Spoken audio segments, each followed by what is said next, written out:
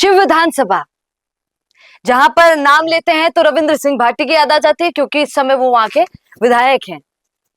पर इस बार वहां पर हनुमान बेनीवाल पहुंच गए लोगों से बातचीत करने। छठे सातवें नंबर पर आए थे आरएलपी के उम्मीदवार उस समय जब विधानसभा चुनाव थे 2023 में। तो उन्होंने सोचा कि सब जगह जाकर बोल रहे हैं तो क्यों ना वहां पर जाकर भी बोला जाए। शिव में जाकर वहां पर पहुंच गए। कुछ दिनों पहले शिव में जाने से पहले उन्होंने कहा भी था कि ये नए नवेले जो युवा लोग नेता आपके सामने आते हैं, इनकी ज्यादा तारीफ वारीफ मत कीजिए, इनको ज्यादा उठाइए मत, पहले ध्यान से इनको देखिए काम वाम करते हैं कि नहीं करते हैं, फिर उसके बाद जांच परख कीजिए और फिर काम करता है तो ठीक है, नहीं करता है तो। अब वहां पर पहुंचे, सारी बातें की, पर रविंद्र सिंह भाटी का नाम नहीं लिया, बाकी सारी बातें की। उन्होंने कहा कि तुम्हारा कोई भी काम हो तो डरना नहीं, कोई लफड़े फड़े वाली बात नहीं है, तुम मेरे को सीधा बोल सकते हो। वोट नहीं किया है मुझे, ज्यादातर लोगों ने नहीं किया है क्योंकि लगभग 7,000 से ज्यादा 7,500 तक के वोट उनको मिले थे उस समय, तो इसका मतलब नहीं किया है बहुत ज्यादातर लोगों ने। तो उन्होंने कहा कि नहीं भी किया है तो ये मत सोचना कि मेरे पास नहीं आ सकते हो, मैं तुम्हारा काम नहीं करवाऊंगा, उसके बावजूद मैं तुम्हारा काम करवाऊंगा, उन्होंने ये बोला। फिर जब बोला तो भाटी साहब का नाम नहीं लिया। अब सवाल ये है कि जब विधायक रविंद्र सिंह भाटी हैं तो फिर आपका जाकर ये बोल देना कि तुम्हारे सारे सड़क हो गई, हैंडपंप हो गया, जो भी काम है, बिजली बिजली सारे काम, वो तुम मुझे आकर बेफिक्र होकर कह सकते हो, मैं सारे काम करवा दूंगा। अब पुराना समय थोड़ा सा याद आता है। अभी रविंद्र सिंह भाटी के पीछे भी सब बहुत लगे पड़े हैं, उनके साथ ये चल ही रहा है मामला भी, क्योंकि उन्होंने भाजपा का भी साथ छोड़ा, मतलब अभी तारीफ करना छोड़ दिया। तारीफ तो नहीं की सो नहीं की, ये भी देखा गया कि अनेकों नेता, मदन राठौड़ भी उनके जो अगेंस्ट हैं उन लोगों का साथ देते हुए ज्यादा नजर आए, तो भाजपा उनके सपोर्ट में ज्यादा दिखी बजाय कि रविंद्र सिंह भाटी के। तो अभी वो अकेले हो गए हैं। अब ये भी बोला जाता है कि रविंद्र सिंह भाटी उस समय जब जीते थे तब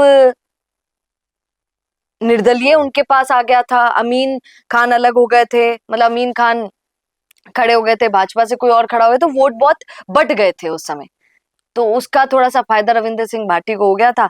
अब कैसे हाल होंगे वो पता नहीं है, कई लोग ये भी बात करते हैं, पर एक बार आप देखिए 3,500 के लगभग वोटों से जीत हुई थी रविंद्र सिंह भाटी की, लगभग 3,950 कुछ करके, 3.5 से थोड़े से ज्यादा उनसे उनकी जीत हुई थी।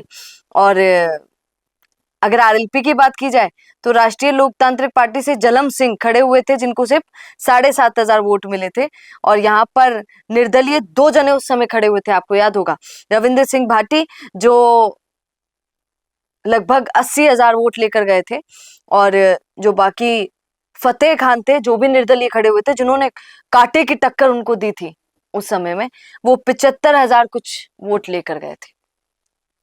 तो यही सोचकर अब वहां पर हनुमान बेनीवाल गए तो हैं, बोलकर भी आ गए, पर क्या रविंद्र सिंह भाटी को वो टक्कर दे पाएंगे जो सोच के आए हैं वहां पर? क्योंकि जब भी हनुमान बेनीवाल कुछ बोलते हैं तो लोग उनको पुराने दिन याद दिलाते, सर लोकसभा का समय याद कीजिए, सर विधानसभा का समय याद कीजिए, आपकी तो सीटें ही नहीं है सर। और जब वो शिव में जाकर बोलकर आए, क्योंकि आप शिव में देखिए, अगर फतेह खान ये अगर सेकंड नंबर पर आते हैं निर्दलीय खड़े होकर, तो अगर आप ध्यान से देखें तो हनुमान बेनीवाल का वहां जाने के कई कारण हो सकते हैं। सबसे पहला कारण तो यही है कि वहां पर मुस्लिम वोटर सबसे ज्यादा हैं, तभी तो फतेह खान जो निर्दलीय खड़े हुए थे उनको सबसे ज्यादा वोट मिले, लगभग 3,500 से ही वो हारे रविंद्र सिंह भाटी से। तो आजकल अभी थोड़े दिनों पहले भी उन्होंने जाट और मुस्लिम का जो रिश्ता है कितना बुलंद था, कितना स्ट्रॉन्ग था, ये बताया था हनुमान बेनीवाल ने।